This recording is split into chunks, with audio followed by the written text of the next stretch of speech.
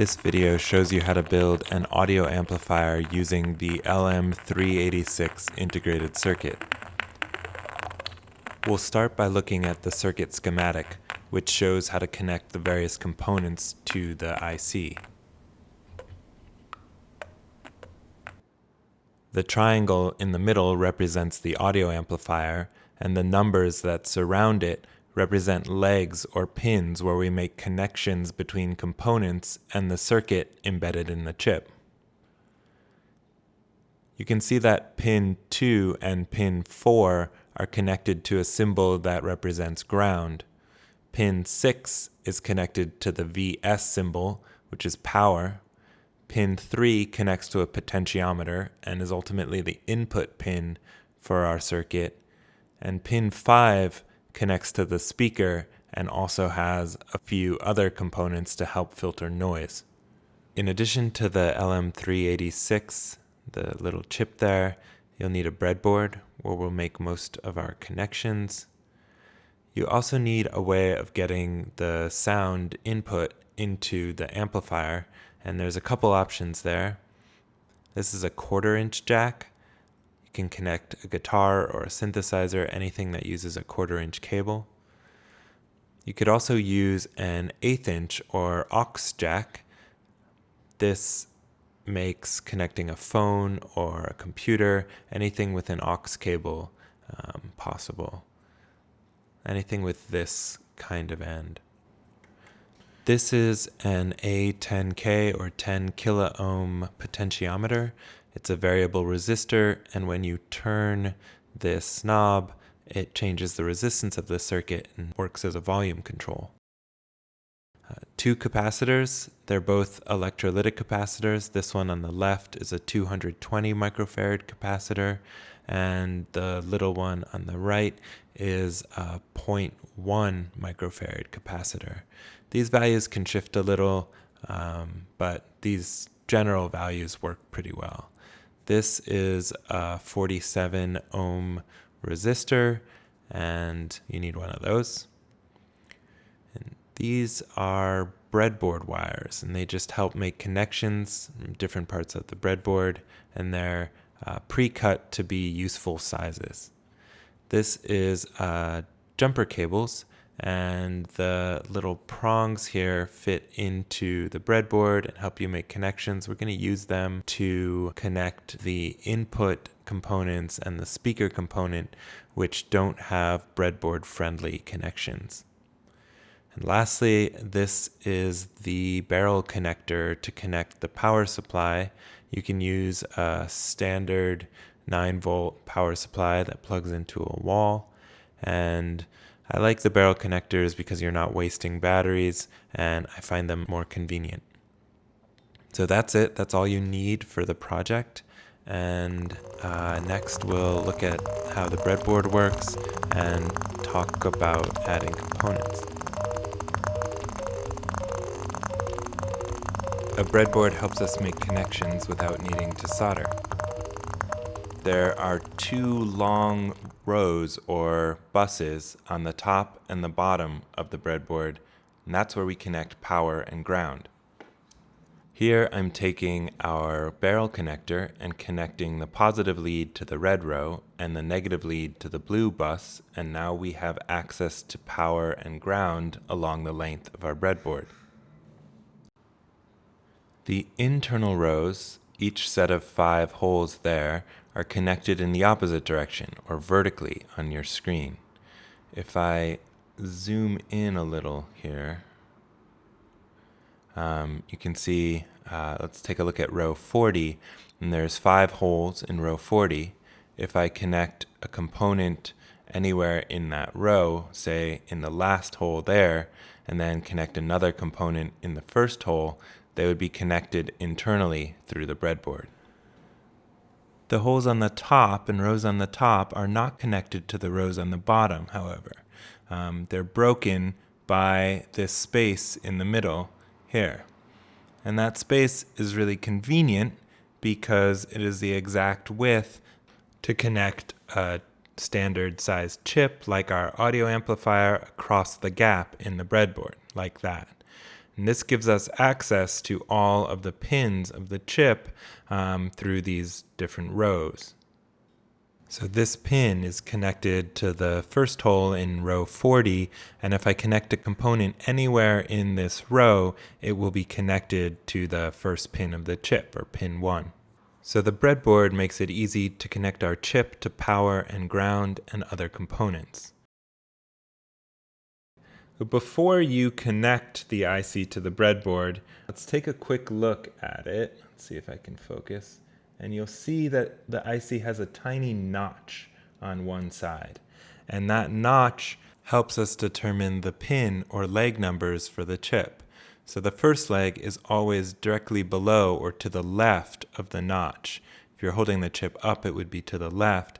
And then you count along, so 1, 2, 3, and 4 along the bottom. And then you go around to the top, 5, 6, 7, 8. So the pins of an IC are always numbered kind of like a horseshoe, starting to the left of the notch. Now we can place the chip into the breadboard, making sure that that notch is facing to the left. Next, we'll connect the two buses together. So I'm going to take a breadboard wire that looks like this and connect it to the ground on one side and connect that to the ground on the other side, just like that. I'm going to do the same thing with the power using a red jumper wire. The color doesn't really matter here. I'm using blue and red just to be consistent with the breadboard, but a wire is a wire, and you could use whatever colors you have available to you. I like using red and blue because it just helps you to visually follow what's happening in the circuit, especially when you're starting out. Okay, now we can attach this chip to power and ground. So in this circuit, we're going to connect pins 2 and 4 to ground using these small yellow jumper wires. So pin 2 is that pin, and I'm going to connect that to the ground bus here. That breadboard wire is connected to the row that's connected to pin 2, meaning that leg or that pin of the chip is connected to ground. I'm going to do the same thing with the fourth pin there. And so now we have pins 2 and 4, both connected to the ground bus on the bottom there. I'm going to connect pin 6 to power. And pin 6, 1, 2, 3, 4, 5, 6 is that second pin from the right on the top. And I'm going to connect that to power using this little red jumper cable there. So now our chip is connected both to ground and to power, and we can start adding some more components.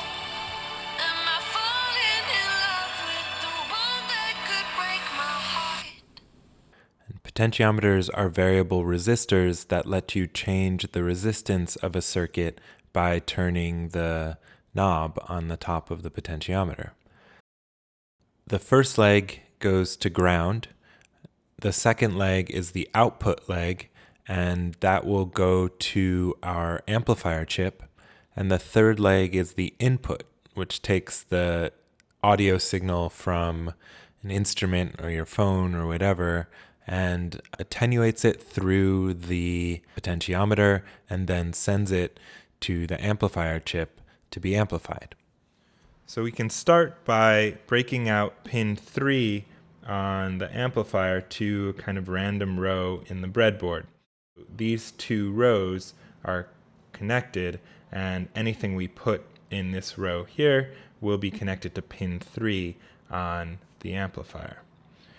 So I'm going to connect this potentiometer to the breadboard, noting that the middle leg should be connected to pin 3. So I'm going to put the middle leg in the same row as the breadboard wire that we just placed.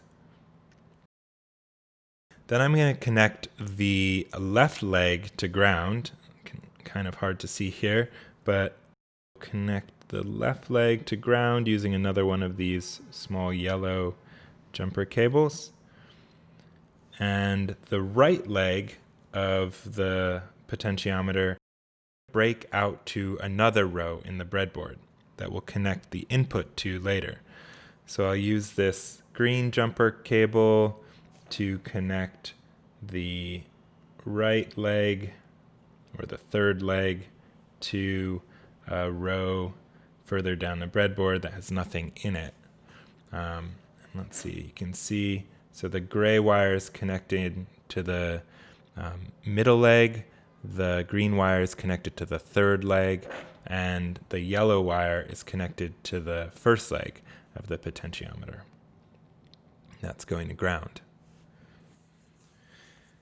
Next, we'll add the 220 microfarad capacitor, and this goes right before the speaker in the circuit.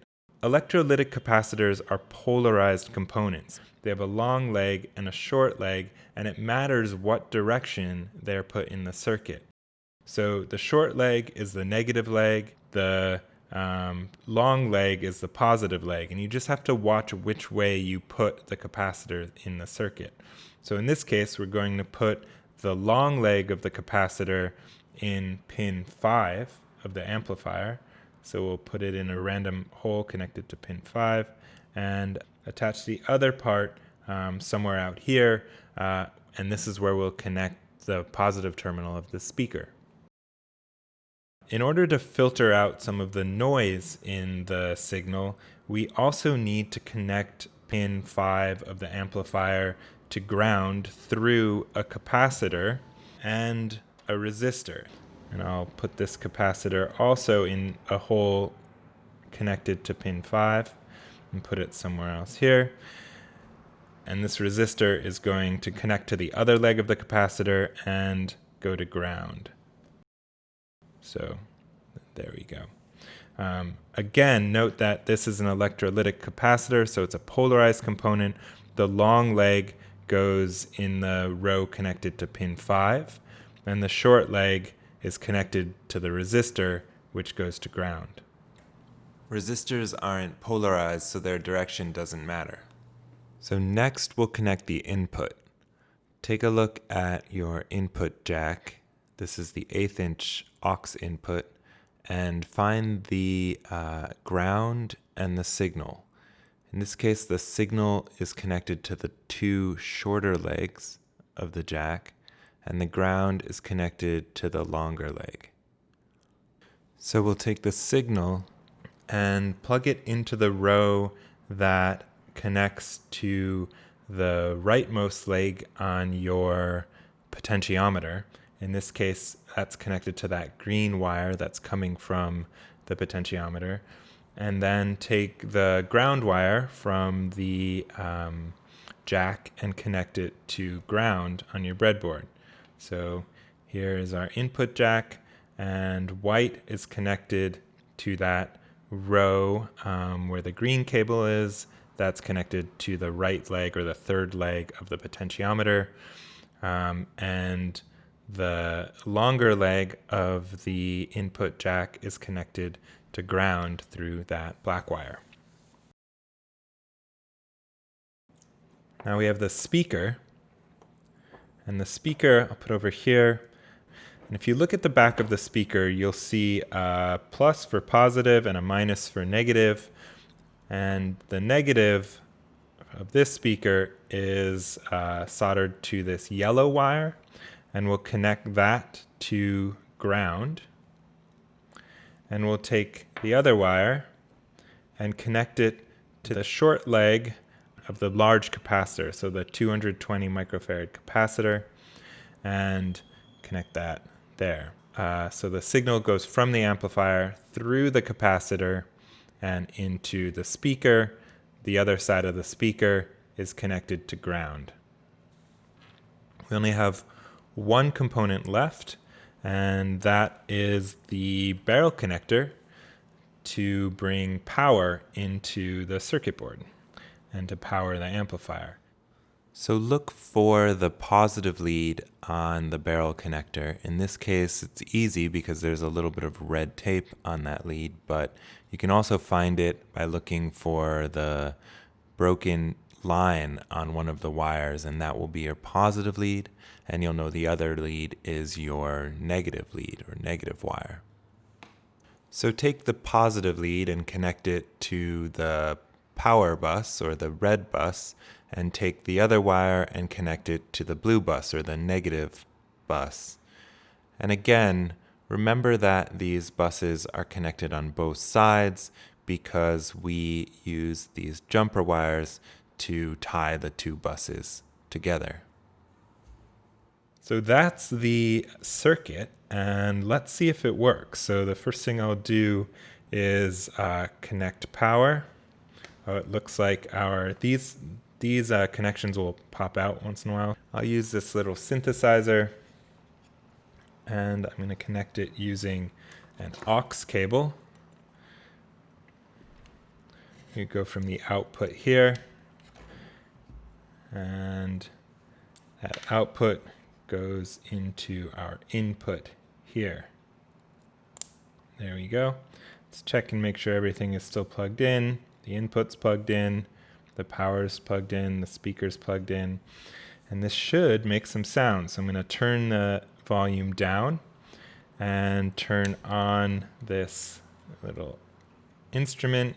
You can kind of see it flashing there.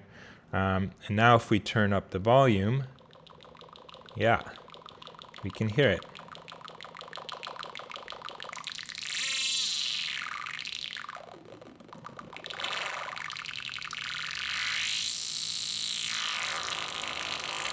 And we can adjust the volume using this potentiometer.